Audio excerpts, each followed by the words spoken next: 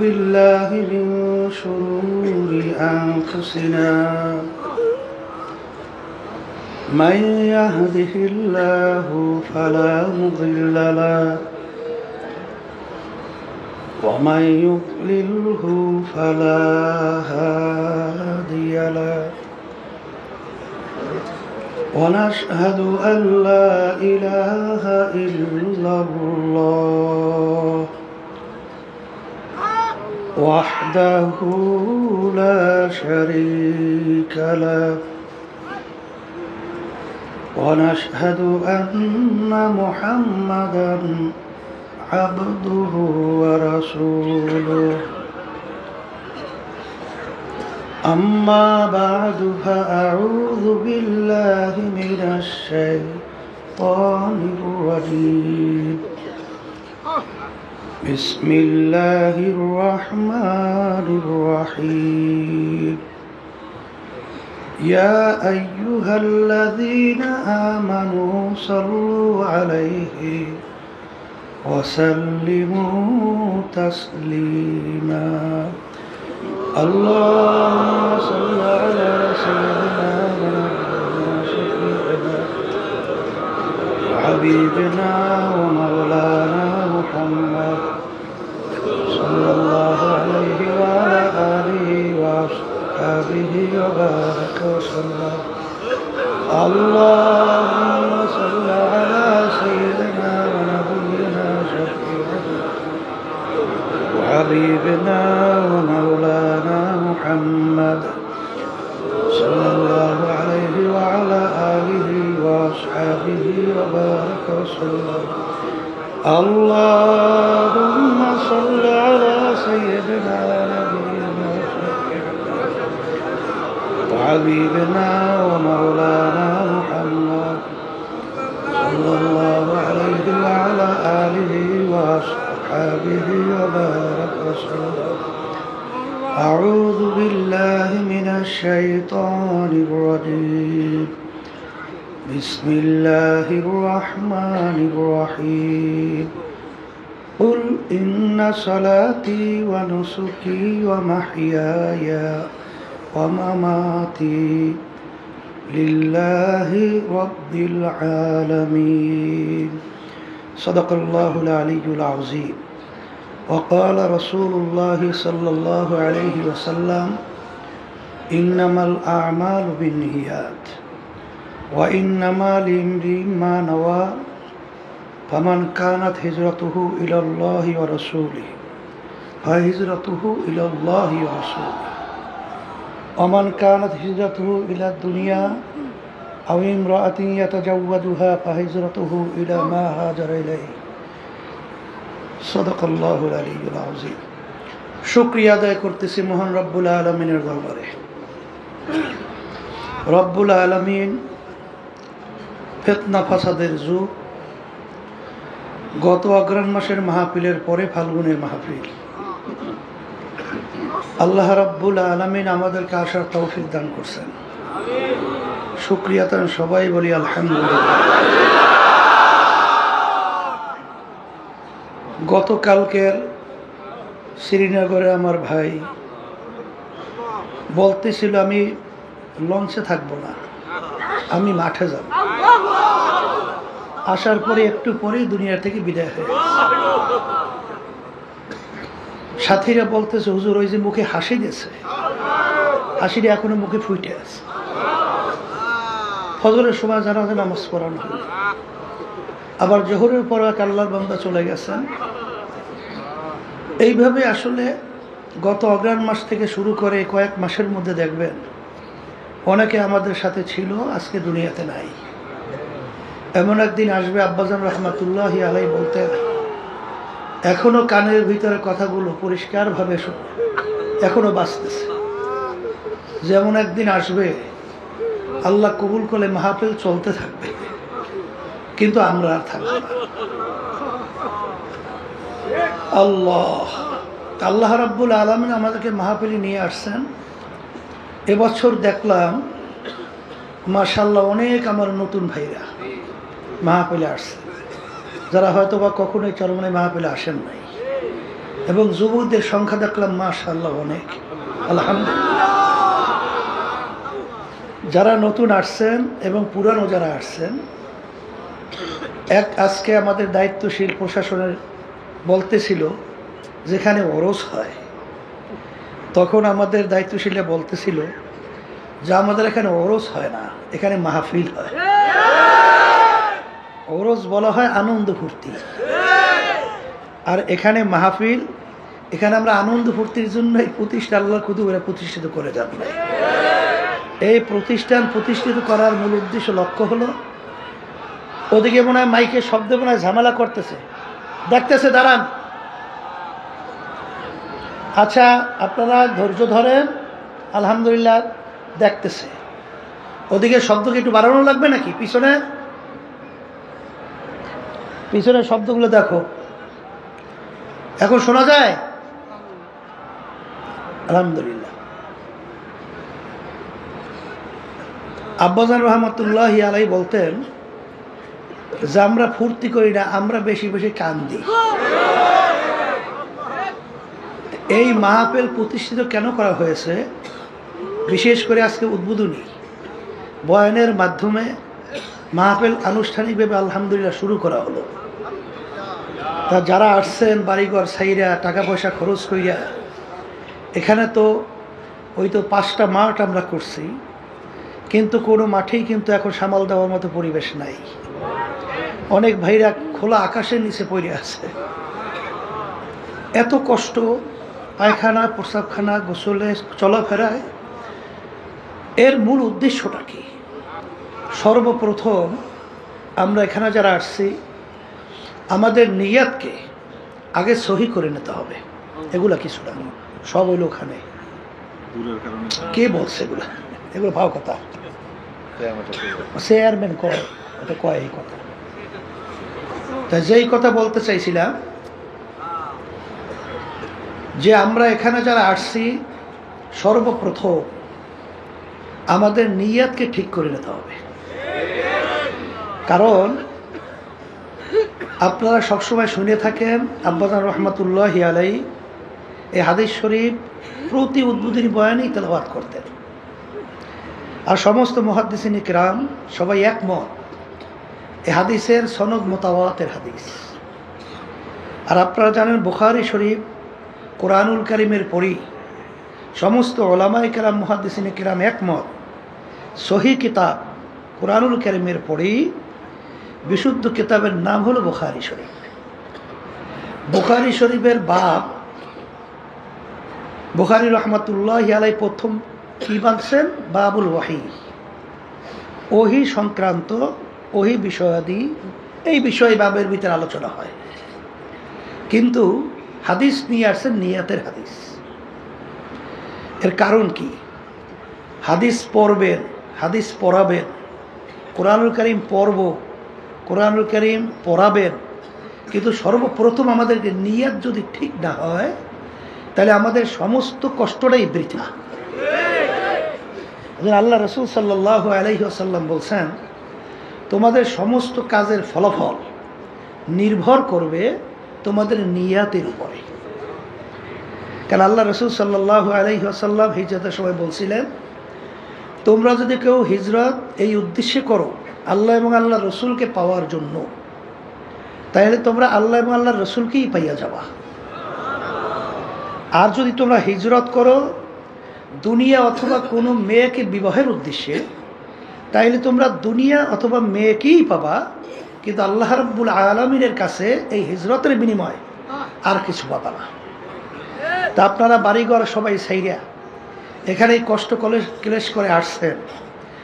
আজকে আমার নতুন বাজানদেরকে বলবো, বিশেষ করে পুরানো যারা আছেন সবাইকে বলবো, যে সর্বপ্রথম আমাদের নিয়াতকে আমরা সহি করে নেব। যা আমার এখানে আসার উদ্দেশ্যটা কি? এখানে উদ্দেশ্য একমাত্র আল্লাহর পথ ভোলা, বান্দাদেরকে আল্লাহর পরিচয় ঘটাইয়া আল্লাহর সঙ্গে সম্পর্ক তৈরি করার উদ্দেশ্যে কিন্তু এই মাহফিল আল্লাহর কুতুবেরা প্রতিষ্ঠিত করে গেছেন। সবাই বলি আলহামদুলিল্লাহ। চরবনের ইতিহাস তো আপনারা অনেকে শুনছেন, জানেন। তারপর আবার বলতেছি, চরমোনাইটা কিন্তু চতুর্পাশে নদী, একটা দ্বীপের মতো। কিন্তু আজকে চরমোনাই আল্লাহ রাব্বুল আলামিন শুধু বাংলাদেশ নয়, তামাম দুনিয়ার মধ্যে আল্লাহ রাব্বুল আলামিন প্রশংসা সহকারে এর পরিচয় ঘটাইয়া দিয়েছেন। এর পিছনে কোনো কারণ আছে না? এর পিছনে কারণ হলো এই মাটিতে আল্লাহ রাব্বুল আলামিন এমন কিছু তার খাস বান্দাদেরকে আল্লাহ পাঠাইছেন, তাদের ইখলাসের বাদাউলাত এবং তাদের প্রতি আল্লাহর খাস মেহেরবানি রহমতের নজর থাকায় আজকে এই চরমোনাইকে সর্বত্র প্রশংসা সহকারে আল্লাহ রাব্বুল আলামিন পরিচয় করাইয়া দিয়েছে। কথা ঠিক না? সর্বপ্রথম এখানে মক্তব আকারে মাদ্রাসা শুরু করে গেছিলেন আমার আব্বাজানের নানাজান রহমাতুল্লাহি আলাইহি। তার নাম ছিল আহসানুল্লাহ। তার নামেই হলো এই মাদ্রাসা আহসানাবাদ। কিন্তু এই মাহফিল আব্বাজানের নানাজান শুরু করে যান নাই, মাহফিল শুরু করে গেছেন আনুষ্ঠানিকভাবে আমার দাদাজান রহমাতুল্লাহি আলাইহি, ইসহাক সাহেব রহমাতুল্লাহি আলাইহি। দাদাজান চলে যাওয়ার পরে এই বাগানের মালি হিসাবে দায়িত্ব পালন করছিলেন আমার আব্বাজান রহমাতুল্লাহি আলাইহি। আজকে কেউ আমাদের মাঝে নাই, আজকে আমাদের মসজিদের সামনে তারা ঘুমায় আছে। তার ধারাবাহিকতায় এই মাহফিল চলে আসছে, এখন পর্যন্ত চলছে। আমরা যারা খাদিমিন আছি আমরাও চেষ্টা করতেছি যে আল্লাহ রাব্বুল আলামিন আমাদেরকে ইখলাস নিয়ে আমাদের শায়েখদের নকশ কদমে এবং পুরা দিনের উপরে থাইকা কার্যক্রম পরিচালনা করার জন্যে আল্লাহর ফজলে চেষ্টা করতেছি। আপনাদের দোয়া এবং সহযোগিতায় আল্লাহ রাব্বুল আলামিন প্রতিষ্ঠান চালাইতেছে। এখন কথা হলো যে আমরা এখানে যারা আসছি অন্যজনের কোনো নিয়াত থেকে থাকে, কারণ দেখা যায় এই বাংলাদেশের ভিতরে অনেক কিন্তু পীর মুরিদি অনেক দরবার আছে। সেখানে যদি আপনি জিজ্ঞাসা করেন ভাই আসছো কেন, তখন বলবে ভাই আমি বড় বিপদ মুসিবতের মধ্যে আছি। দেখি ওখানে অনেক মানুষ জমা হয়, তাদের খেয়াল অনুযায়ী ওখানে অনেক আল্লাহর ওলিরা আছে। তাদের সঙ্গে যাওয়ার পরে তাদের সঙ্গে একসঙ্গে হাত উঠে দোয়া করার পরে হয়তো আমার এই মাকসাদটা পুরো হতে পারে। আমি অসুস্থ, আমার বিভিন্ন ব্যবসা বাণিজ্যের সমস্যা, আমি বিভিন্ন মামলা মোকদ্দমার ভিতরে জর্জরিত, বিভিন্ন ধরনের সমস্যার ভিতরে দুনিয়ায় আছি। যে ওখানে যাওয়ার পরে দেখি আমার এগুলো ভালো হয় কিনা। আবার যদি কাউকে জিজ্ঞাসা করেন এখানে আসছে কেন, তখন বলবেন আমি গরিব মানুষ, দেখি এখানে আসার পরে দেখি আমি ধনী হইতে পারি কিনা। এরকম ধনী হওয়ার উদ্দেশ্যে, দুনিয়ার কোনো লক্ষ্য উদ্দেশ্যে অর্জনের, কেউ মেম্বার হওয়ার জন্যে অনেক চেয়ারম্যানরা আসেন, যে দেখি চরমোনাই তো অনেক তো মুহিদ্দিন মুজাহিদ আছে, ওখানে যাওয়ার পরে দেখি যে আমি তাদের সমর্থনে চেয়ারম্যান হতে পারি কিনা, মেম্বার হতে পারি কিনা, বা অমুক বিভিন্ন দুনিয়ার যে উদ্দেশ্য। আমি প্রথম অবস্থায় উদ্বোধনী বয়ানে আপনাদেরকে অনুরোধ করব, এরকম যদি কেউ নিয়তে এসে থাকেন আল্লাহর হস্তে আপনারা নিয়তকে পরিবর্তন করেন। এখানে আমরা আসার মূল একমাত্র উদ্দেশ্য হলো আল্লাহ রাব্বুল আলামিনের সঙ্গে সম্পর্ক তৈরি করা, আল্লাহর খাস বন্ধ হওয়া, আল্লাহর খাস ওলি হইয়া এখান থেকে যেন আমরা বিদায় হতে পারি। এই নিয়তে যদি আল্লাহর ফজলে আমরা বসতে পারি, নিয়ত অনুযায়ী আল্লাহ রাব্বুল আলামিন বরকত দান করবে। কথা ঠিক না? এরপরে আমার বাজানদেরকে বলবো, যখন আল্লাহ নিয়েই আসছে, এখানে যদি আমরা নিয়তকে পরিবর্তন করে বসি, আব্বাজান রহমাতুল্লাহি আলাইহির কথা, দাদাজানের কথা উদ্ধৃতি দিয়ে বলতেন যে তুমি একটা ঘর উঠাইছো, দক্ষিণ দিকে জানালা রাখছো। যদি জিজ্ঞাসা করা হয় তুমি আপনি জানালাটা দক্ষিণে কেন রাখলেন, তখন সেই উত্তর কি দেবে যে দক্ষিণ থেকে বাতাস ঢুকবে, আমার ঘর ঠান্ডা হবে, আমি ঘরে খুব আরামে বসবাস করতে পারবো। দাদাজান রহমাতুল্লাহি আলাইহি বলতেন যে না, তোমার নিয়তকে পরিবর্তন করো, যে আমি জানালা রাখছি এর জন্যে ঘর যদি অন্ধকার হয় আমি জানালা খুলব, ঘরের ভিতরে আলো ঢুকবে, আলোতে আমি কোরআনুল কারীম তেলাওয়াত করব, আমি দ্বীনি কিতাব পড়াশোনা করব। আবার অনেক সময় রাস্তার পাশে আল্লাহ ওয়ালারা যখন রাস্তা থেকে যাবে তাদের চেহারা মুবারক দেখব। এরকম নেক নিয়তে যদি তুমি জানালা রাখতে পারো, তোমার কি বাতাস বন্ধ হবে? বাতাস তো ঠিক ঠিক নিয়ম অনুযায়ী ঢুকতেই থাকবে, কিন্তু তোমার এই নিয়াতের কারণে যতদিন জানালা থাকবে ততদিন তোমার সব আমল নামায় জমা হতে থাকবে, শুধুমাত্র একটু নিয়াতের পরিবর্তনের কারণে। যারা এখানে আসছেন, যদি আপনাদের দুনিয়ার কোনো উদ্দেশ্যও থাকে, আপনার নিয়াতকে পরিবর্তন করেন, নিয়াত পরিবর্তন করে বসেন। কারণ আল্লাহ রাব্বুল আলামিন বান্দাবান্দির যে প্রয়োজন, আল্লাহ রাব্বুল আলামিন সেটা বাস্তবায়নের জন্য আল্লাহ রাব্বুল আলামিন জিম্মা নেয় নাই? রিজিকের জিম্মা আল্লাহ নেয় নাই? না নেয় নাই? আপনার আমার চেষ্টা, দায়িত্ব হালাল উপায়ে চেষ্টা করা। বরকত দেওয়ার মালিক কে? এর পরেও যদি পরিবর্তন এই নিয়তের কেউ না করেন, কিন্তু আল্লাহ রাব্বুল আলামিন বলছেন তো, মান কানা ইউরিদু হারসাদ দুনিয়া নুতিহি মিনহা, আমার কাছে যদি তোমরা কেউ দুনিয়া চাও, আমি তাকে দুনিয়া দিয়ে দেব। দুনিয়া যদি চাও, দুনিয়া কি দিয়া দিব, কিন্তু ওয়ালাইসা লাহু ফিল আখিরাতি মিন খালাক, কিন্তু তুমি দুনিয়া চাইলে দুনিয়া পাবা, কিন্তু কিয়ামতের ময়দানে এর বিনিময়ে তোমরা আর কিছু পাবা না। এই জন্য প্রথম যে আয়াত শরীফ তেলাওয়াত করেছি, আয়াতের ভিতরে আল্লাহ রাব্বুল আলামিন বলেন, হে নবী আপনি বলে দেন আমার বান্দা বান্দীদেরকে, আপনার উম্মতদেরকে, যে তাদের নামাজ, তাদের রোজা, তাদের হজ, এক কথায় তাদের বাইচে থাকা, তাদের মইরে যাওয়া, তাদের যত কাজকর্ম সব কিছু হবে একমাত্র আমাকে রাজি খুশির উদ্দেশ্যেই। কার রাজি খুশির উদ্দেশ্যে? আল্লাহ রাব্বুল আলামিনের রাজি খুশির উদ্দেশ্যে যদি আমাদের নামাজ, রোজা সহ সমস্ত কার্যক্রম হয়, তাইলে সেখানে দেখবেন যে আপনার প্রতিটা পদক্ষেপ, প্রতিটা কথা, প্রতিটা হারাকা সাকানাতের মধ্যে আল্লাহ রাব্বুল আলামিন অন্তরের ভিতরে একটা প্রশান্তি দান করবে। আর দুনিয়ার যত মুআমালাত এবং যাহা কিছু প্রয়োজন আল্লাহ রাব্বুল আলামিন তার জিম্মায় আমাদের জন্য ব্যবস্থা করবে। কারণ মাল্লাহুল মাওলা আলাহুল, যেই বন্দাবান্দি আল্লাহর উপর সফরদ করে চলতে থাকে, সেই বন্দাবান্দির বস আল্লাহ বস, সেই বন্দাবান্দির জন্য আল্লাহ রাব্বুল আলামিন নিজে জিম্মাদার হয়। তা আল্লাহ যদি আপনার আমার জিম্মাদার হয়, তাহলে আপনার আমার এত চিন্তা কিসের? এই কথা ঠিক কিনা? এরপরে আমার ভাইদেরকে বলবো, এবং চতুর্দিকে যে আমার মা বোনরা পর্দা আলে শুনতেছেন, শোনেন, দুনিয়া এবং আখেরাত দুইটা মামলা। দুনিয়ার মামলায় যদি কেউ 5 বারও ঠকে, আবার কিন্তু চেষ্টা করলে জিতবার আশা করা যায়। কিন্তু আখেরাতের যে মামলা, এই মামলায় যদি খোদা না কাছে একবার কেউ ঠইয়া বসে, দ্বিতীয়বার আপিলের সুযোগ আছে? মুখ খুলে বলেন আছে? আজকে দুনিয়ার ভিতরে দেখবেন ম্যাজিস্ট্রেট কোর্টে যদি কেউ ঠকে, আবার জজ করে সুযোগ আছে না আপিলে? জজ করে ঠকলে হাইকোর্ট, সেখানে ঠকলে সুপ্রিম কোর্ট সিঙ্গেল বেঞ্চ, সেখানে ঠকলে সুপ্রিম কোর্ট ফুল বেঞ্চ, সেখানে ঠকলে প্রেসিডেন্ট কোর্ট, এরপরে আন্তর্জাতিক কোর্ট, অনেক ধাপ ভাই ধাপ, অনেক সুযোগ আপিলের দুনিয়াবি আছে না নাই? কিন্তু আপনার আমার সামনে যে আখেরাতের 5টা মামলা, মৌতের মামলা, কবরের মামলা, কিয়ামতের ময়দানের মামলা, মিজান পুলসিরাতের মামলা, এই মামলা যদি খোদা না খাস্তা একবার যদি কেউ ঠই গিয়ে বসে, আর দ্বিতীয়বার আপিলের সুযোগ আছে? আর আছে? এই জন্য আমার বাজানদেরকে বলবো, আমরা দুনিয়াতে আসছি কেন, আল্লাহ রাব্বুল আলামিন আমাদেরকে পাঠাইছেন কেন, এই ব্যাপারগুলো আমাদের জানতে হবে।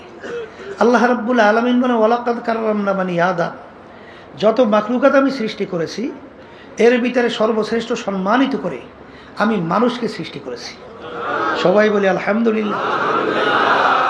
কিন্তু আমরা মানুষ সৃষ্টির সেরা, কিন্তু আল্লাহ রাব্বুল আলামিন তো অন্য আয়াতে বলছেন, এক শ্রেণীর মানুষ, তাদেরকে আমি চক্ষু দান করছিলাম, আমার কুদরত দেখা আমার উপরে ঈমান আনবে, আমার হুকুম অনুযায়ী চলবে, কিন্তু ওদের এই কুদরতে আমার চক্ষু থাকা সত্ত্বেও ওরা দেখেও আমার কুদরত দেখে না। ওদেরকে আমি কান দান করছিলাম, আমার কুদরত নবীদের থেকে, পয়গম্বরদের থেকে, রসুলদের থেকে, হক্কানি ওলামাই কেরামদের থেকে দাওয়াত পাওয়ার পরেও, কোরআনুল কারীমের আয়াত তেলাওয়াতের পরেও, হাদিস শোনার পরেও তারপরে ওরা শুইনাও যেন শোনে না।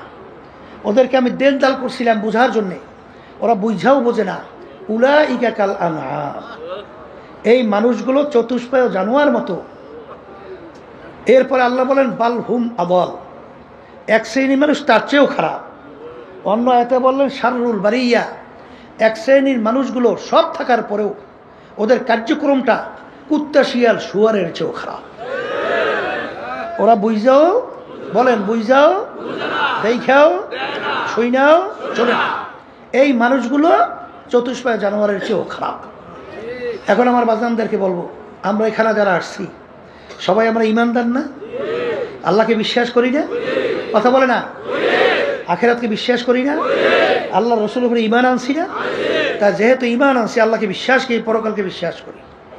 আল্লাহ রসুল সাল্লাল্লাহু আলাইহি ওয়াসাল্লাম দুনিয়ার ব্যাপারে বলেন, দুনিয়াটা কেমন? আর দুনিয়া জিফাতুন ওয়া তালিবুহা কিলাব। হে আমার উম্মতেরা, দুনিয়াটা হলো একটা মরগের মতো, মুর্দা। এর পিছনে যারা পড়বে এরা হইল দুনিয়ার কুকুরের দল। যেমন পানির ভিতর থেকে মরগ ভাসে, ওর পিছনে কোনো মানুষের দল দৌড়ায়? ওর পিছনে কুকুরের দল দৌড়ায়। কখন মরগ নদীর কিনারা আসবে আর সেইরা ফাইরা খাবে। ঠিক দুনিয়াটা হলো একটা মরগের মতো, এর পিছনে যারা পড়বে আখিরাতের স্থায়ী জিন্দেগি যারা ধ্বংস করবে তারা হলো দুনিয়ার কুকুরের দলের মতো। এইটা হলো আল্লাহ রসুলের কথা। তাহলে ইমানদার দুনিয়া সম্পর্কে আমাদের এই আস্থা বিশ্বাস এইভাবে জন্মাতে হবে। কথা বলেন, কথা ঠিক কিনা? অন্য রায়াতের বিচার আসছে, আল্লাহ রসুল সাল্লাল্লাহু আলাইহি ওয়াসাল্লাম বলেন, দুনিয়া এবং দুনিয়ার ভিতরে যত সম্পদ, এই মাসালু বাউদাতে, যে একটা মাছি বা মশার পাখনার মতো যদি হইতো, একটা মাছি বা মশার পাখনা এর মতো যদি হইতো, দুনিয়া এবং দুনিয়ার ভিতরে যত সম্পদ, আল্লাহ রাব্বুল আলামিন কোনো ফাসিক, কোনো নাফরমান, কোনো নাস্তিক, কোনো কাফেরদেরকে আল্লাহর নেয়ামত এক ঢোক পানিও আল্লাহ পান করতে দিতেন না। কারণ মশা মাছি হাজার হাজার লক্ষ লক্ষ পাখনা আপনি একত্রিত করিয়া যদি আপনি বাজারে বিক্রিতে নেন, কয় টাকায় বিক্রি হয়? কোনো মূল্য আছে? এর কোনো মূল্য নাই। ঠিক আল্লাহ রসুল সাল্লাল্লাহু আলাইহি ওয়াসাল্লাম উদাহরণ দিয়ে বলেন যে মাছি মশার পাখনার মতো যদি হইতো, এই দুনিয়া এবং দুনিয়ার যত সম্পদ, চেয়ারম্যানে বলেন, মেম্বারি বলেন, এমপিগিরি বলেন, পীরগিরি বলেন, তারপর মুহাদ্দিসগিরি বলেন, শাইখুল হাদিসগিরি বলেন, ইমামগিরি বলেন, অমুক টমুক চেয়ারম্যান এবং বড় ধনী কথা বলেন, 10 তলা 20 তলা এরকম বাড়ির কোনো অভাব নাই, এরকম বহুত কিছু ডিসিগিরি, এমপিগিরি, ওই এসপিগিরি যাই বলেন, এর যত কিছু বলেন, আল্লাহ এবং আল্লাহ রসুলের কাছে একটা মাছির পাখনা পরিমাণও কোনো মূল্য নাই। এই ঈমান আনতে হবে না? এই কথাটা কি আমি বলছি না আল্লাহ রসুল সাল্লাল্লাহু আলাইহি ওয়াসাল্লাম বলছেন? এটা তো ঈমানদারদের সেইভাবে গুরুত্ব দিতে হবে। এই জন্য আপনারা দেখছেন যে সাহাবায়ে কেরামদের ইতিহাস পড়লে দেখবেন, আর আল্লাহ রাব্বুল আলামিন বলছেন আমিনু কামা আমানান নাস, তোমাদের ঈমানের ধরনটা কেমন হবে? সাহাবায়ে কেরামরা যেভাবে ঈমান আনছিল, সাহাবায়ে কেরামদের ঈমানের ধরন কেমন ছিল? দুনিয়ার ব্যাপারে ইতিহাস পড়লে দেখবেন আল্লাহ রসুল সাল্লাল্লাহু আলাইহি ওয়াসাল্লাম কেমনভাবে দেখা গেছেন যে কাফেররা একত্রিত হইয়া 3টে প্রস্তাব নিয়ে গেছিল না, আরবের সবচেয়ে বড় ধনী বানাইয়া দেবে, সবচেয়ে আরবের বড় নেতা বানাইয়া দেবে, এরপর সুন্দরী সুন্দরী সবচেয়ে আরবের ভিতরে মেয়েটাকে তার জন্য বিবাহের ব্যবস্থা করবে। শুধুমাত্র শর্ত কী ছিল? যে এক আল্লাহর উপরে ঈমান আনার দাওয়াত দাও, কিন্তু আমাদের কার্যক্রমের বিরুদ্ধে কিছু বলবা না। এতটুকু যদি মানতে পারো তাহলে মুহাম্মদ সাল্লাল্লাহু আলাইহি ওয়াসাল্লাম তোমার জন্য আমরা এই প্রস্তাব নিয়ে আসছি, নেতা হতে মন চায় নেতা বানাইয়া দেব, ধনী হইতে মন চায় সবচেয়ে বড় ধনী বানাইয়া দেব, সুন্দরী মেয়ে বিবাহ করতে মন চায় ব্যবস্থা করব, কিন্তু শর্ত হলো এক আল্লাহর উপরে ঈমান আনার দাওয়াত দাও। এজন্য আমাদের সমস্যা নাই, কিন্তু আমাদের কার্যক্রমের বিরুদ্ধে কিছু বলবা না। আল্লাহ রাসূল সাল্লাল্লাহু আলাইহি ওয়াসাল্লাম তাদের প্রস্তাব মানছে? মানছে? বরঞ্চ কি বলছিল? এটা তো একটা স্বাভাবিক, যদি অসম্ভব জিনিস সম্ভব করে দেখাও। আকাশের সূর্য এক হাতে, আকাশের চন্দ্র আর এক হাতে। তারপর আমি এক আল্লাহর উপর ঈমান আনার দাওয়াত এবং তোদের মূর্তি পূজা সহ তোদের অন্যায়ের বিরুদ্ধে আমি বলতেই থাকবো। এক পর্যায়ে আল্লাহ রসুল সাল্লাল্লাহু আলাইহি ওয়াসাল্লাম তার জন্মভূমি মক্কা শরীফ থাকতে পারছে? হ্যাঁ, হিজরত করে কোথায় যায়? মদিনা শরীফ যায়। আর জন্মভূমির মায়ায় নবী ফিরা ফিরা যায়। এই তো আমাদের শিক্ষা, এইটাই তো আমাদের শিক্ষা। সাহাবায়ে কেরামদের কি অবস্থান ছিল? দুনিয়ার কোনো মোহ তাদেরকে গ্রাস করতে পারছিল? আমিনু কামা আমানান নাস। এই জন্য কিতাবের ভিতরে আসছে সাহাবায়ে কেরামদেরকে যদি আমরা দেখতাম তাহলে আমরা মন্তব্য করতাম সব পাগলের দল। আর তারা যদি আমাদেরকে দেখতো মনে হয় যেন বলতে সব কাফেরের দল হয়ে গেছে। কারণ আমাদের চিন্তা, চেতনা, ধারণা, ধ্যান অনেকাংশেই দেখা যায় শুধু দুনিয়া দুনিয়া দুনিয়া দুনিয়া। অনেকাংশে আখেরাতের গুরুত্ব দেখাই যায় না।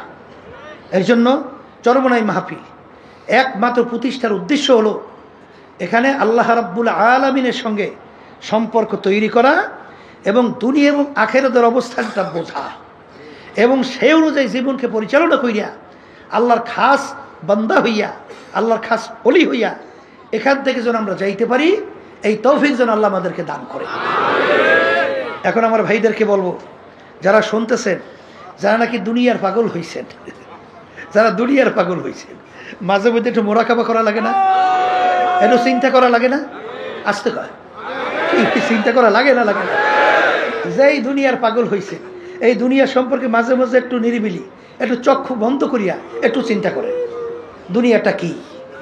হ্যাঁ, এই জন্য কোন এক আল্লাহ ওলি বলছিলেন, মস্তে আশেক মস্তে মাসুক বাদশাহ মালে মাস্ত পীরে মস্তে জিরে মস্তে শায়েখে দর আসরারে মাস্ত। দুনিয়ার ভিতরে যত মানুষ বিচারণ করে সবই তো পাগলের দল। কেউ বা টাকা পয়সা বেশি কামাইয়ের জন্য পাগল, কেউ বা পীর হওয়ার জন্য পাগল, কেউ বা মুফতি হওয়ার জন্য পাগল, কেউ বা মুহাদ্দিস হওয়ার জন্য পাগল, কেউ বা শাইখুল হাদিস হওয়ার জন্য পাগল, কেউ বা খতিব হওয়ার জন্য পাগল, কেউ বা মেম্বার হওয়ার জন্য পাগল, কেউ বা চেয়ারম্যান এমপি মিনিস্টার হওয়ার জন্য পাগল, কেউ বা জমিদার অমুক টমুক সমুক সভাপতি সেক্রেটারি হওয়ার জন্য পাগল। এখন এই চরমনের অনেক মুজাহিদ দেখা যায় যখন কমিটি গঠন সর্বনাশ, এমন অস্থির হয়ে যায় কেমনে সভাপতি হইবে। এই চরমনায় আসার পরে এইটা শিখলেন, এইটা শিখলেন, এইটাই শিখলেন, আর কিছু শিখলেন না। কেমনে সভাপতি হইবেন, সেক্রেটারি হইবেন, এই জন্য পাগল হয়েছে। হাদিসের মধ্যে আসছে আল্লাহ রাব্বুল আলামিন কিয়ামতের ময়দানে দায়িত্ব অনুযায়ী প্রশ্ন করবে। কি অনুযায়ী? এই জন্য আল্লাহ নবীর ইতিহাস বলে দেখবেন দায়িত্ব দিলেও তারা নিতে চাইতো না। কারণ আমার দায়িত্ব আমি ঠিক মতো পালন করতে পারছি কিনা, কিয়ামতের ময়দানে মালিক যদি ধরিয়ে বসে তখন কি জবাব দেব? আল্লাহ রাসূল সাল্লাল্লাহু আলাইহি ওয়াসাল্লাম আপনারা জানেন যে বিদায়ের ভাষণে তিনি বলছিলেন, সাহাবারা তোমরা সাক্ষী থাকো, আমি আমার দায়িত্ব পালন করতে পারছি কিনা, তোমরা সাক্ষী থাকো। আল্লাহ রাসূল সাল্লাল্লাহু আলাইহি ওয়াসাল্লাম পারছেন, আপনার দায়িত্ব আপনি পালন করছেন, তোমরা সাক্ষী থাকো। আর অস্থির হয়ে গেছেন দায়িত্ব নেওয়ার জন্য। আল্লাহ যদি কবুল করে দায়িত্ব অটোমেটিক আসবে। আর সেখানে খাদিম হিসেবে চেষ্টা করবেন দায়িত্ব পালন করার জন্য। আর সেখানে পাগল হয়ে গেছেন, আমার সভাপতি বলবে, সেক্রেটারি বলবে, এটা নফস খুশি হইবে, শয়তান খুশি হয়। এর জন্য আমি আমার বাজানদেরকে বলবো, এই বিভিন্ন ঝামেলা সারা দেশের মধ্যে খালি সভাপতি সেক্রেটারি অমুক টমুক সবুক কেমনে হইবে যেন পাগল হয়ে গেছে। এই চরমনে আসার পরে এইটা আল্লাহ কুতু করে শিখাইছে? আমরা এইটা শিখাই? কুল ইন্না সালাতি ওয়া নুসুকি ওয়া মাহইয়ায়া ওয়া মামাতি লিল্লাহি রাব্বিল আলামিন। আমার নামাজ, আমার রোজা, আমার ইবাদত, আমার বাইসে থাকা মইরা যাওয়া, আমার চেয়ারম্যানগিরি করা, আমার মেম্বারগিরি, আমার পীরগিরি করা, আমার মুফতিগিরি, আমার মুহাদ্দিসগিরি, আমার সভাপতি সেক্রেটারি, সব কিছু কার রাজি খুশির জন্য? সবাই মুখ খুলে আল্লাহর রাজি খুশির জন্য। আল্লাহ আপনি আমার জন্য, আমাদের সবার জন্য কবুল করে নেন। যেই দুনিয়ার পাগল হয়েছেন, এই দুনিয়া সম্পর্কে আল্লাহ রাসূল সাল্লাল্লাহু আলাইহি ওয়াসাল্লাম কি বলছেন? একটা মরক, একটা কি, আর এর পিছনে যারা পড়বে কুকুরের দল। আর অন্য হাদিসে কি শুনছিলেন? যদি একটা মাছি মশার পাকনার পরিমাণও মূল্য হইতো আল্লাহর কাছে, কোনো দুনিয়াদারদেরকে এক ঢোক পানিও আল্লাহ নেয়ামত পান করতে দিতেন না। এটা ঈমান আনা লাগবে না? কথা বলে না? কি লাগবে কি লাগবে না? এই জন্য যারা নাকি দুনিয়ার পাগল হইছেন, একদিন কিন্তু পাগলামি শেষ। শেষ কি না? এই দুনিয়ার ভিতরে বহুত বাদশাহ, ফেরাউনের ইতিহাস, সাদ্দাদের ইতিহাস, নমরুদের ইতিহাস, বড় বড় অনেক নেতাদের ইতিহাস, নেত্রীদের ইতিহাস কি দেখছেন? এখন দিয়ে সব মাটির তলে পড়িয়ে আছে। ওই কোনো শব্দ আছে? আর মাতুকবাড়ি সর্দারি কিছু আছে? এখন তো এই পায়খানা প্রস্রাব দিয়ে কুকুর, কুত্তা, শিয়াল, অন্য অন্য যে প্রস্রাবও করে, খবর লড়াইতে তো পারে না। কি পারে? এই যে তামাম দুনিয়ার ভিতরে দেখছেন যে বাদশাহী করছিল মোর 4 জন, তামাম দুনিয়ার 2 জন মুসলমান, 2 জন অন্য জাতি। একজন বাদশাহ সেকান্দার বা ইস্কান্দার বাদশাহ এন্তেকালের আগে ওসিয়াত করছিল, আমার মৌতের পরে গোসল করাবা, কাপড় পরাবা, হাত দুইটা বাহিরে খাটের মধ্যে উঠাবা, শহরটাকে ঘুরাবা, এরপর দিয়ে দাফন করবা। যখন দুনিয়া থেকে বিদায় হলো, এখন খাটের ভিতরে উঠেছে, 2 হাত বাহিরে রেখে ঘুরায়। যারা বোঝে না, দেখছো আজীবন বাদশাহ খাজনা এবং ট্যাক্স আমাদের থেকে নেছে, এখন মরার পরে কেন হাত পেতে রয়েছে, ওরা খাজনা ট্যাক্স চায়। আর বিজ্ঞ আলেমরা বলতেছে, বোকা তোরা তো বোঝো নাই, বাদশাহ সেকান্দার ওসিয়াত করছে মৌতের পরে এরকম রাইখা ঘুরাইয়ে দাফন করার জন্য। তিনি তামাম দুনিয়ার মানুষকে বুঝাতে চায়, এ তামাম দুনিয়ার মানুষেরা, আমি বাদশাহ সেকান্দারের মতো এত বড় বাদশাহ তামাম দুনিয়া পরিচালনা করলাম, মনে হয় দ্বিতীয় হইতে আর পারবি না। কিন্তু যখন ঠিক আমি কবরে রওনা করলাম, হাত দুইটার দিকে তাকাই দেখ খালি, এই খালি হাত দিয়ে কিন্তু কবরে রওনা করো। আর বাদশাহী সবই তো রয়ে গেল, কিছুই তো নিতে পারলাম না। এই জন্য আমার বাজানদেরকে বলবো, যারা আজকে দুনিয়ার পাগল হয়েছেন, এই সম্পদের পাগল হয়েছেন, মনে এত অনেক সময় অনেক দেখা যায় মুরব্বী হইয়া এত অসুস্থ, তখন এসে দুনিয়ার ব্যাপারে মনে হয় যে এমনভাবে আমাদেরকে উপস্থাপন করে, মনে করি যে সিরিয়ে যায়। ওদিকে আখেরাতের ব্যাপারে, কবরের ব্যাপারে চিন্তা নাই। এই চিন্তাটা যদি না করেন, তাহলে দুনিয়াটা যদি বোঝেন, ঠিক দুনিয়ার পাগলামি আপনি করতে পারবেন কোন পর্যন্ত? যে কয়দিন চক্ষু খোলা। চিরতরে যেদিন চক্ষু বন্ধ, তখন কি বলবে? পীর সাহেব ঘুমাই রয়েছে বলবে না, লাশ পড়িয়ে রয়েছে। মেম্বার ঘুমাই রয়েছে বলবে না, মেম্বারের লাশ পড়িয়ে রয়েছে। চেয়ারম্যান ঘুমাই আছে বলবে না, চেয়ারম্যানের লাশ পড়িয়ে আছে। অমুকে ঘুমাই আছে বলবে না, লাশ পড়িয়ে আছে। এখন দেখেন, একটা মশা মাছিও তাড়ানোর শক্তি আপনার আছে? আর পারবেন? এখন সাদা 3টে কাপড় দিয়ে প্যাঁচ দিয়ে দিয়ে আপনার আটকাইছে, মাথার ভিতরে দিতেছে, বা মাজার ভিতরে তো বাঁধতেছে, এখন পায়ের ভিতরেও বাঁধতেছে। এই জন্য আমার আব্বাজান রহমতুল্লাহ আলাইহি বলতেন, সাপ সোজা হবি তো মইরা সোজা হওয়ার আগে সোজা হও। সোজা তো হওয়া লাগবে, মরার আগে হ, মরার পর সোজা হইলে কোনো লাভ নাই। এই জন্য সোজা তো হবা। ওই 3টে সাদা কাপড় দিয়ে যখন বাঁধবে, তখন তো একেবারে প্যাকেট। প্যাকেট তো হবা ঠিক, কিন্তু প্যাকেট হওয়ার আগে সোজা হও। কথা ঠিক কিনা? এই জন্য আমার বাজানদেরকে বলবো, যারা চরমনাইতে আসছেন, আল্লাহ রাব্বুল আলামিন, ইন্নাল্লাহা লা ইয়ানজুরু ইলা সুওয়ারিকুম ওয়া আ'মালিকুম ওয়ালাকিন ইয়ানজুরু ইলা নিয়াতিকুম ওয়া কুলুবিকুম, আও কামা ক্বালা আলাইহিস সালাতু ওয়াস সালাম। আল্লাহ রাব্বুল আলামিন শুধুমাত্র আপনারা বাহ্যিক আমলের দিকে তাকাই থাকে না, তোমরা আমার দিলের দিকে তাকাই থাকে। বন্দাবাদীর দিলের অবস্থানটাকে, নিয়ত তো দিলের মধ্যে। তা যারা আসছেন, যখন আল্লাহ নিয়েই আসছেন, কষ্ট যখন করবেনি, তখন নিয়তটা পরিবর্তন করা যায় না? আসতে কয় যায় না? এখানে কেন আসছি? একমাত্র আল্লাহ রাব্বুল আলামিন রাজি খুশির উদ্দেশ্যে। কথা ঠিক আছে? এরপরে দুনিয়ার জিম্মাদার আল্লাহর উপর ছাড়িয়ে দেন। কথা ঠিক না ভাই? ঠিক। আর বাজানদেরকে বলবো, আল্লাহ রাব্বুল আলামিন যদি তার এই হুকুম অনুযায়ী বান্দাবান্দি চলে, দুনিয়ায় কোনো পেরেশানিতে আল্লাহ রাখে? বলেন তো, রাখে? আসবত ইতিহাস নাই, কিন্তু দুকিস্তি পর নেহাদানকে চেরা যায়। যদি 2 নৌকার ভিতরে পা লাগান, তাহলে কিন্তু বিপদ আছে। কথা কয় না? কারণ আল্লাহ রাসূল সাল্লাল্লাহু আলাইহি ওয়াসাল্লাম কি বলছেন? এই দুনিয়া এবং আখিরাত কাজ জরুরতাই, 2 সতীনের মতো সম্পর্ক। কেউ যদি দুই সতীনকে কোনো বেটা একত্রে দুই স্ত্রীকে খুশি রাখতে পারে? একজনকে খুশি করলে আরেকজন বেজার হয়। আল্লাহ রাসূল সাল্লাল্লাহু আলাইহি ওয়াসাল্লাম সতীনের সাথে উদাহরণ দিয়ে বলে যে যদি তোমরা দোনোটাকে খুশি করতে চাও, এটা একটা অসম্ভব।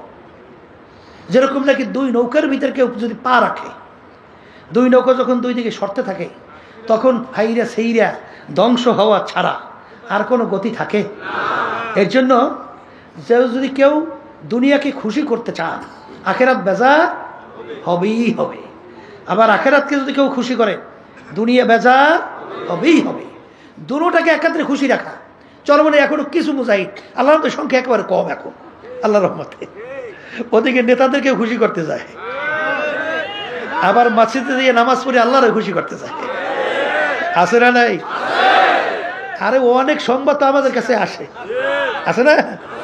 যায় নামাজ পড়তে, রুকুতে যায়, সেজদায় যায়, সুবহান রাব্বিয়াল আ'লা কইয়া তাসবিহ আদায় করিয়া মালিককে খুশি করার জন্য সেজদায় পড়ে।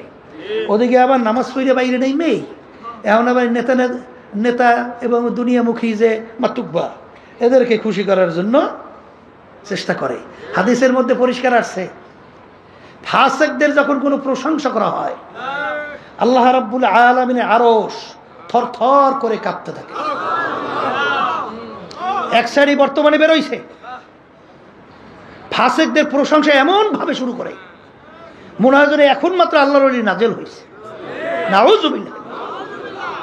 আল্লাহর আরশ কাঁপতে থাকে থরথর করে, আল্লাহ সহ্য করে না।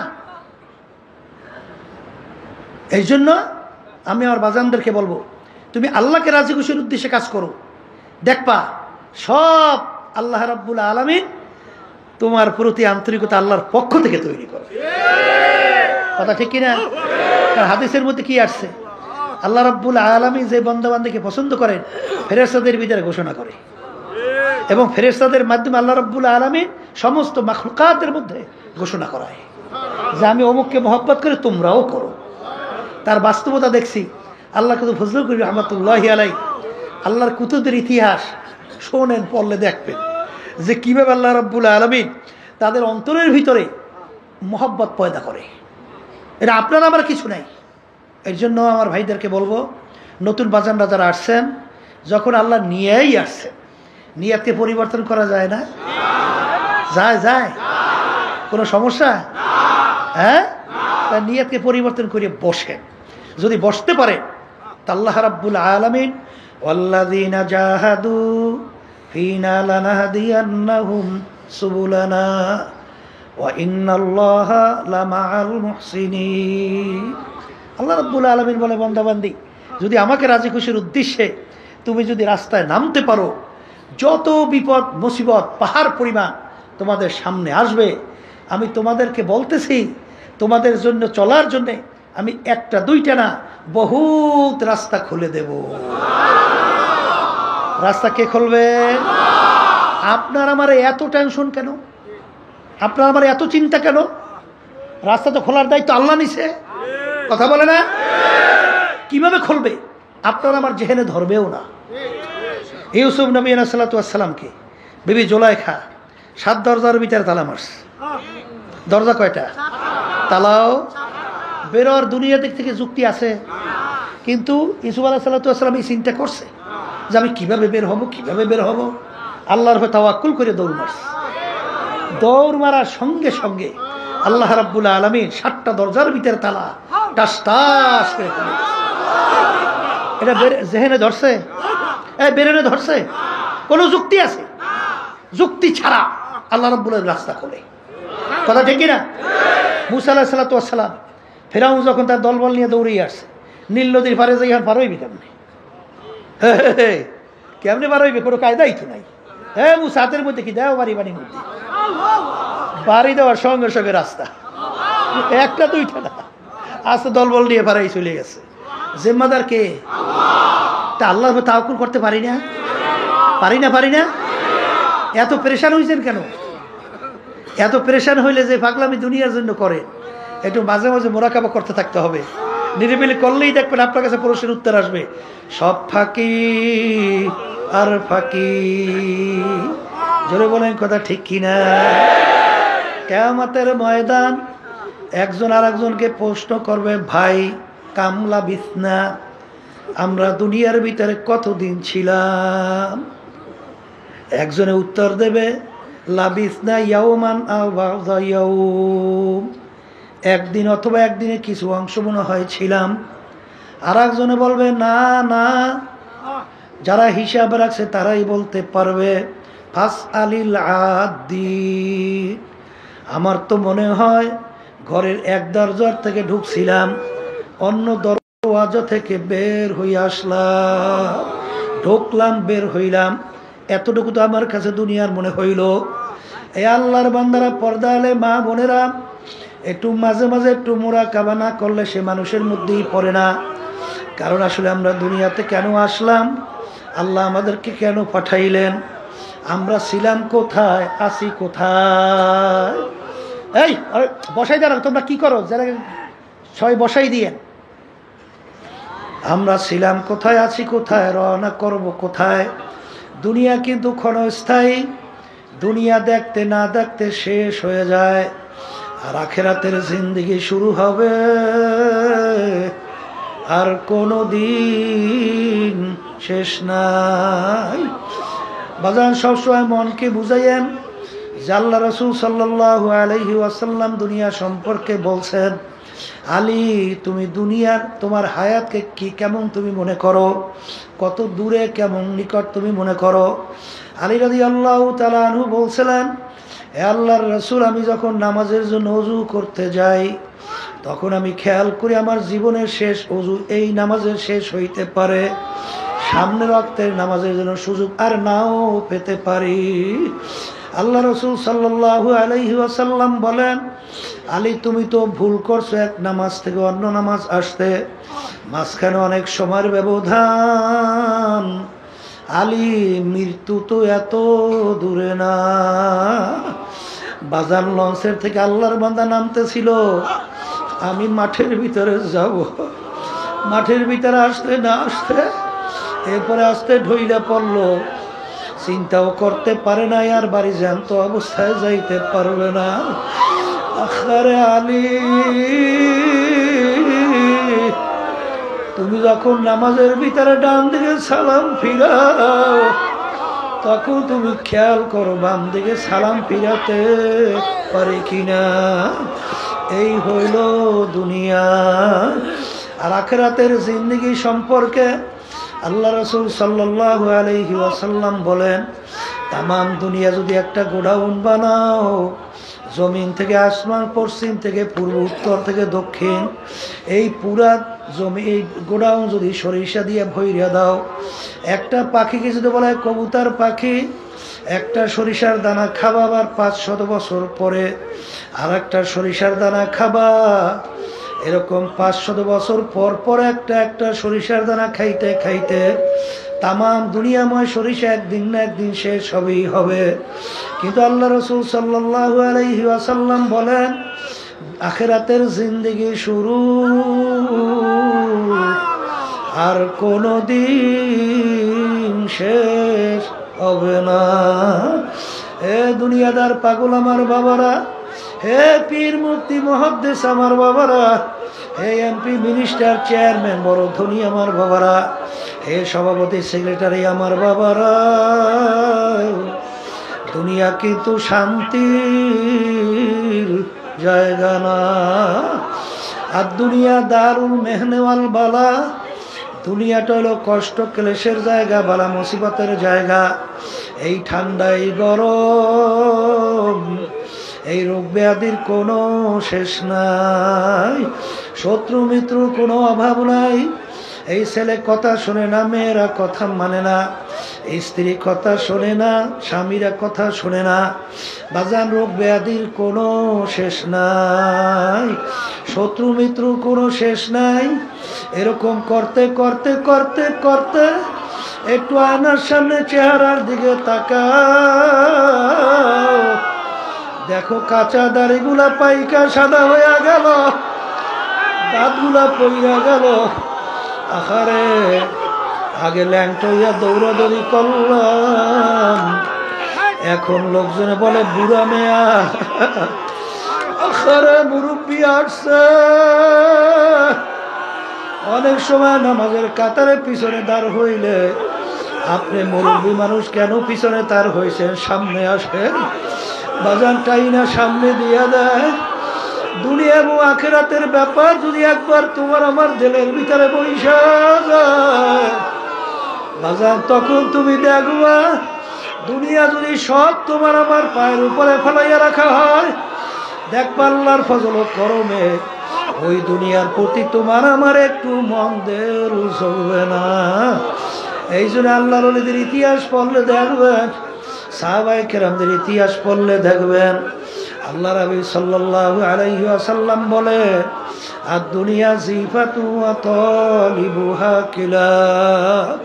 হে আমার উম্মতেরা, দুনিয়ার একটা মরক, এর পিছনে যারা পড়বে আখিরাতের স্থায়ী জিন্দেগি ধ্বংস করবে, তারা হইল কুকুরের দল। এ আল্লাহর বান্দারা, পর্দা আলে মা বোনেরা, এত প্রেশান কি দরকার? ওয়া ইয়াতাওয়াক্কাল আলাল্লাহি ফাহুয়া হাসবুহু। যদি আমার মালিকের উপরে তাওয়াক্কুলের মতো তাওয়াক্কুল করতে পারো, আমার মাওলাই বান্দা বান্দির জন্য যথেষ্ট হইয়া যাবে। আল্লাহর বান্দারা, পর্দা আলে মা বোনেরা, আমার মালিক তোমাকে আমাকে চরমনাইয়ের ময়দানে নিয়ে আসছেন। বাজান ধীর স্থির ভাবে বসো। উদউনি আস্তাজিব লাকুম। আমার মালিক বলে, বান্দা বান্দি তুই আমাকে ডাক, তুই আমাকে ডাক দিতে দেরি, তোর ডাকে সাড়া দিতে আমি দেরি করব। আল্লাহ আল্লাহ। এই আল্লাহর বান্দারা, হে পর্দার আড়ালের মা বোনেরা, এই মাঠের ভিতরে অনেক আল্লাহওয়ালারা আছে বাজান, তাদের নজর যদি আল্লাহর ফজলে তোমার আমার প্রতি একটু লাইগা যায়, ওয়াকুনু মা'আস সাদিকিন। আল্লাহ সোহবতে সালেহ তোরা সালেহ কুনা,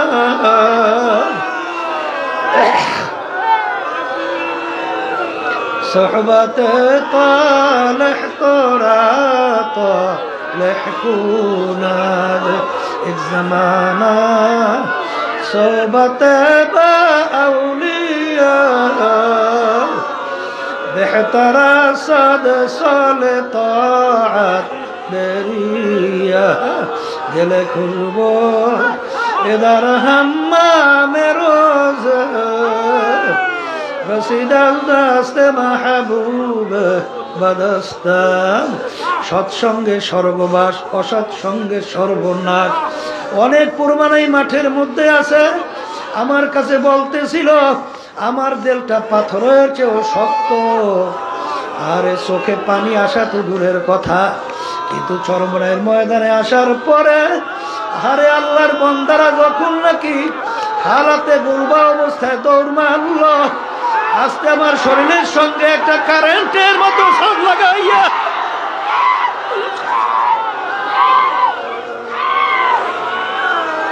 যখন চলে গেল, এরপরেই দেখি আমার দিলটা মোমের মতো নরম হইয়া গেল। এরপরে দেখি এত চেষ্টা করি চোখে পানি থামানো যায় না। আখারে দিলের মধ্যে এমন একটা নরমিয়ত মালিক তৈরি কইরা দিল। আখারে এখন দেখি দিলটা ছিল 24 ঘন্টা দুনিয়ামুখী, এখন আল্লাহর ফজল ও করমে দিলটা হয়ে গেল আল্লাহ মুখী। এই জন্য আমার ভাইদেরকে বলবো, তাড়াহুড়া কইরো না, পেরেশানি কইরো না। যখন আল্লাহ নিয়ে আসছে কষ্ট করে 3 দিন, সোয়া 3 দিন, 3.5 দিন পর্যন্ত থাকো বাজার, কষ্ট তো হবেই, কিন্তু হাদিসের ভিতরে আসছে যে ইবাদতের ভিতরে কষ্ট যত বেশি তার সওয়াবও তত বেশি। বাজার একটা কাটার গুতাও যদি মোমেন বান্দা বান্দির লাগে, এর মাধ্যমে বান্দা বান্দির গুনাহ মাফ হয়ে যায়। আর বাজার একটা বিষয়, আরে মাঠে তো জায়গা আল্লাহর বান্দারা অনেকেই পায় নাই। আল্লাহ রাব্বুল আলামিন মুসলমানদের চরিত্র বলছেন, ওয়ায়ুসিরুনা আলা আনফুসিহিম ওয়ালাউ কানা বিহিম খাসাসা। মুসলমানদের চরিত্র হবে নিজের স্বার্থের চেয়ে আমার অন্য ভাইয়ের স্বার্থের অগ্রাধিকার দেওয়া। বাজান এই ঘটনা বাজান সারে নজরুল জানবেন। ইয়ারমুকের যুদ্ধের মধ্যে আবু জহম রাদিয়াল্লাহু তাআলা আনহু বলেন, আমার স্বাস্থ্য ভাই যুদ্ধের ময়দানে আহত অবস্থায় পড়ে আছে। আমি তার কাছে পানি পান করবে কাছে যখন নিয়ে গেলাম, যখন তিনি পানি পান করবে এমন সময় দূর থেকে আর এক আল্লাহর বান্দা আহত অবস্থায় পড়ে আছে, তিনি হঠাৎ ডাক দিয়ে উঠল, পানি। তখন আমার স্বাস্থ্য ভাই পানি পান না কইরা তিনি বলতেছেন, আমার চেয়ে আমার ভাইয়ের পানির বেশি প্রয়োজন, তার কাছে নিয়ে যাব। তিনি আর পানি পান করেন নাই। যখন তার কাছে নিয়ে গেল, তিনি যখন পানি পান করবেন, দূর থেকে আর এক আল্লাহর বান্দা আহত অবস্থায় পড়ে আছে, তিনি বললে উঠল, পানি। তখন সে বলতেছে, আমার চেয়ে আমার ভাইয়ের পানির বেশি প্রয়োজন, তার কাছে নিয়ে যাও। যখন তৃতীয় আল্লাহর বান্দার কাছে গেল, যাইয়া দেখে আল্লাহর বান্দার দুনিয়াতে নাই। আল্লাহর বান্দা দুনিয়ার থেকে বিদায় হয়ে গেল, শাহাদত বরণ করছে। দৌড়ে দ্বিতীয় আল্লাহর বান্দার কাছে আসলো, দেখে তিনিও দুনিয়ার মধ্যে নাই। দৌড়ে আসলো চাচাতো ভাইয়ের কাছে, আইসা দেখে তিনিও দুনিয়াতে নাই, তিনিও শাহাদত বরণ করছেন। ইন্তেকালের আগে পানির কত প্রয়োজন, তারপরও নিজের চেয়ে তার ভাইয়ের স্বার্থের অগ্রাধিকার দেওয়া, এইটা হলো মুসলমানদের চরিত্র। বাজার এখানে তো আসছি, কতই বা কষ্ট হবে, আমার ভাইয়ের কষ্ট হয় কি না এটাও তো তোমার আমার চরিত্র নজরে রাখা লাগবে। বাজার পায়খানা প্রস্রাবে অজুতে রাস্তাঘাটে চলায়, খবরদার আমার ভাই যেন কোনো কষ্ট না হয়। আল্লাহর ফজলে চরমুনার মুজাহিদের মধ্যে আল্লাহ রাব্বুল আলামিন কিছুটা হইল এই গুণ আল্লাহ দান করছে। আমাদের কাছে অনেক সময় প্রশাসনের লোকরা বলে, হুজুর এত বড় মাহফিল কিভাবে কন্ট্রোল হয়, হুজুর আমাদের তো বুঝে আসে না। তখন বলি, আল্লাহর খাস মেহেরবানি, আল্লাহ রাব্বুল আলামিন কন্ট্রোল করেন। কারণ এখানে মুজাহিদ ভাইরা মনে করে আমার ভাইসে আমার ভাইয়ের অগ্রাধিকার বেশি স্বার্থের দেব, এই মন থাকার কারণেই প্রত্যেকে নিজে দায়িত্বশীল হয়ে যায়, তখন আর কোনো ঝামেলা তৈরি হয় না। বাজান দুনিয়া হুব্বু দুনিয়ার আসুকুল্লি খতিয়াতিন, সমস্ত গুনার মূলই হলো দুনিয়া, দুনিয়ার মোহ। যখন নাকি দুনিয়া তার কাছে বাজান একটা মরগের মতো মনে হবে, তখন কিন্তু বাজান তার কাছে এই ধরনের আচরণ আর প্রকাশ পাবে না। আসলে দুনিয়ার ভিতরে আমাদের আসার কারণ আখিরাতকে কামাই করার জন্যে। বাজান দুনিয়ার ভিতরে আল্লাহ রাসূল সাল্লাল্লাহু আলাইহি ওয়াসাল্লাম বলেন, তোমার জিন্দেগিটা কেমন থাকবে, যেরকম রাস্তার পথি মুসাফির রাস্তার ভিতরে চলে, দেখবেন সামানাদি মুসাফিরের হালাত কি থাকে, তার লক্ষ্য গন্তব্য অন্যটা। ঠিক আমরাও দুনিয়ার ভিতরে মুসাফিরের হালাতে চলতেছি, আমাদের গন্তব্য হলো বেহেশত। এই দুনিয়ার মুসাফির হালাতের মধ্যে যদি কেউ সব কিছু মনে কইরা দুনিয়াকে ওইভাবে গুরুত্ব দাও, বাজান তারা কিন্তু খসরাত দুনিয়া ওয়াল আখিরা, দুনিয়াতেও ক্ষতিগ্রস্ত হবা, আখিরাতেও ক্ষতিগ্রস্ত হবা। বাজান 3 দিন সোয়া 3 দিন পর্যন্ত এখানে অনেক হক্কানি উলামায়ে কেরাম তাদের পবিত্র জবান থেকে দ্বীনের আলোচনা করতে থাকবে।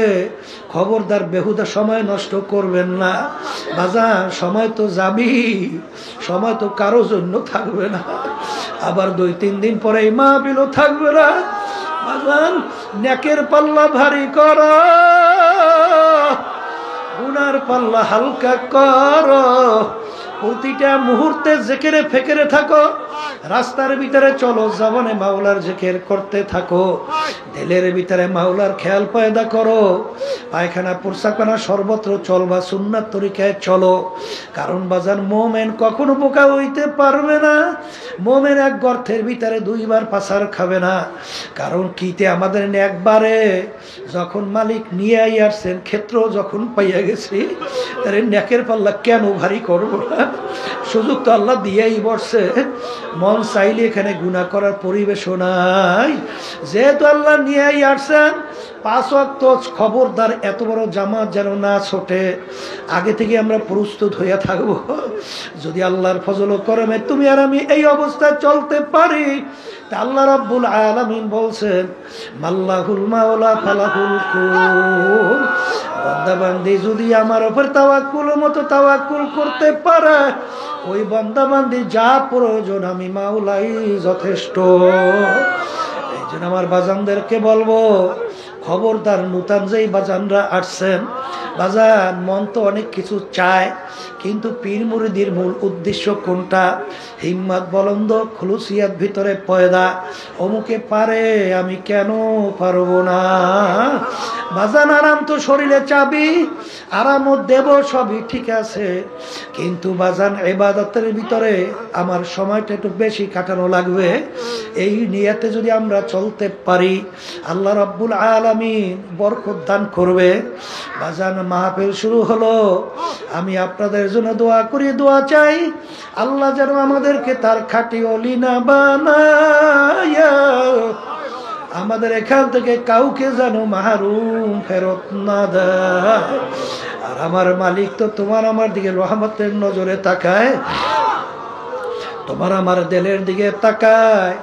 যদি করুণ দৃষ্টিতে করুণ সুরে এবং দিলটাকে ভাঙ্গা, আনা ইনদামু কাসরাতিল কুলুব, হাদিসে কুদসির ভিতরে আসছে, বান্দা বান্দি আমি ভাঙ্গা দিলের কাছে থাকি। আরে গুনার কথা মনে করো, পিছনের অপরাধের কথা মনে করো, দিলটাকে ভাঙ্গা দাও, দুই চোখের পানি ছাইরা দাও। এইবার মালিকের দরবারে মাপ চাও। যদি মালিকের দরবারে মাপ চাওয়ার মতো চাইতে পারো, পাহাড় পরিমাণ গুনাহ আমার মালিক মুহূর্তের ভিতরে মাপ কইরা তোমার আমার গুনাহকে নেকের দ্বারা পরিবর্তন কইরা দিবে। এই খেয়ালে আমরা মাঠের ভিতরে থাকি। আল্লাহুম্মা আমিন।